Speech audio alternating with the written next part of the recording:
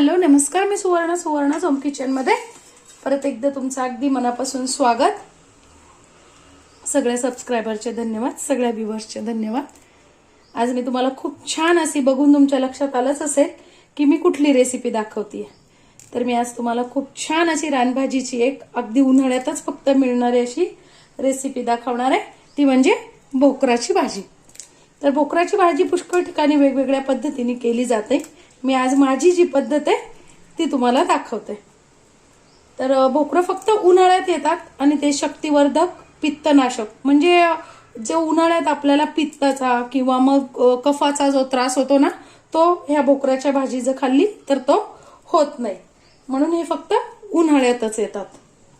ही भाजी खूप शक्तिवर्धक असते आणि ज्या भाज्या अशा रान भाज्या ज्या असतात, ज्या सिजनेबलच येतात ना, त्या नक्की करून खाव्या सगळ्यांनी. तर सगळ्यात पहिल्यांदा मी काय केलंय, भोकरं बाजारात आणल्यानंतर स्वच्छ पाण्यात धुवून एक 10 ते 15 मिनिटांसाठी पाण्यात ठेवलेले होते. नंतर ते छान कोरडे करून घेतलेले आहेत. आता काय करायचंय आपल्याला, ते थोडेसे असे फोडून घ्यायचे. फोडून घ्यायचे म्हणजे खूप असे 2 तुकडे नाही करायचे, फक्त थोडेसे फोडून घ्यायचे. बघा या पद्धतीने. भोकरं खूप चिकट असतात. सगळ्यात पहिल्यांदा आपल्याला असं हाताला मीठ लावून घ्यायचंय. मीठ लावल्यामुळे काय होतं, त्याचा जो चिकटपणा आहे तो हाताला चिटकत नाही. तर जरी चिटकलाही हाताला तरी हाताचा तो जो चिकटपणा आहे लगेच निघून पण जातो. तर असे सगळे भोकरं छान आपल्याला 2 तुकडे करून घ्यायचे. आता छान असे तुकडे केल्यानंतर काय करायचंय, आपल्याला आतलं जे सुरीला मीठ लावून घ्यायचंय. बघा या पद्धतीने. आणि आपल्या हातांनाही मीठ लावून घ्यायचंय आणि यातल्या ज्या बिया आहेत ना त्या काढून घ्यायच्या आहेत. आणि भोकरं जरी चिकट असले ना तरी याची भाजी खूप छान होते. जशी भेंडी चिकट असते पण भाजी सगळ्यांना आवडते भेंडीची जरी चिकट असली, तसंच भोकराची सुद्धा भाजी जरी चिकट असली तरी ती छान लागते. तर यातलं हे बी काय आपल्याला काढून घ्यायचंय. आता बघा या पद्धतीने मी सगळ्या याचं बी काढून घेतलेलं आहे. बी काढल्यानंतर आता याच्यात भरण्यासाठी आपल्याला एक मसाला तयार करून घ्यायचा आहे. तर बघू, घेतलेली कढई, पॅन तुम्ही काही घेऊ शकता. त्यात एक 2 चमचे तेल टाकून घ्यायचंय आणि डाळीचं पीठ, आपलं जे आपण रोजच घरात हरभऱ्याच्या डाळीचं पीठ असतं ना, ते 2 ते 3 चमचे छान घेऊन तेलावरती भाजून घ्यायचंय. तर डाळीचं पीठ आपलं छान भाजणं झालेलं आहे, ते काढून घ्यायचंय. काढून घेते. आता हे छान 1-2 मिनिटांसाठी गार होऊ द्यायचंय. गार झालेलं आहे आपलं पीठ. आता यात टाकून घ्यायचंय आपल्याला थोडंसं दाण्याचं कूट, 1 ते 2 चमचा, भाजलेलं खोबरं, थोडेसे पांढरे तीळ, 1 ते 1.5 चमचा धने जिऱ्याची पावडर, पाव चमचा हिंग, पाव चमचा हळद. तिखटाचं प्रमाण तुम्ही तुमच्या चवीनुसार घेऊ शकता. मी ते 2 चमचे तिखट टाकलेलं आहे.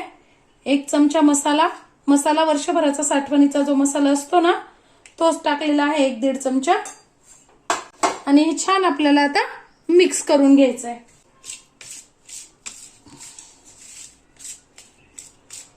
यात तुम्ही कांदाही घालू शकता.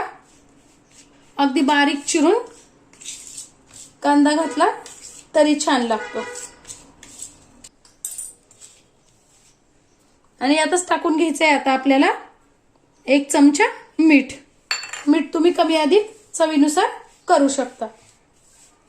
आणि हे जे भोकरं आपण ठेवलेले आहेत ना, हे छान आता भरून घ्यायचे आहेत. बघा या पद्धतीने.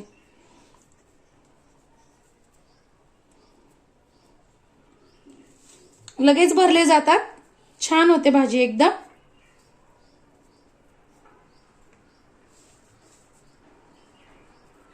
आता छान मी भोकरं भरून घेतलेत सगळे.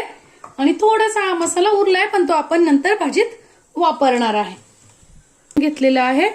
त्यात 2 चमचे तेल टाकून घ्यायचं, 1 ते 1.5 पळी टाकून घ्यायची आहे मोहरी. मोहरी छान तडतडली की 1 चमचा जिरं, पाव चमचा हिंग, पाव चमचा हळद आणि जे आपण भोकरं भरून घेतलेत ना ते भोकरं आता टाकून घ्यायचे त्यात.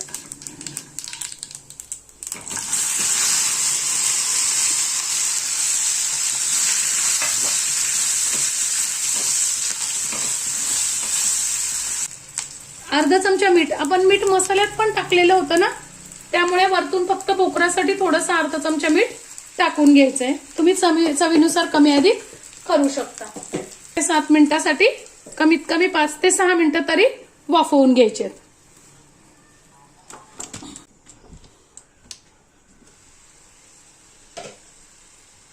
बघा एक 5-6 मिनिटं झालेत. मी परत एकदा थोडेसे हलवून घेतेय.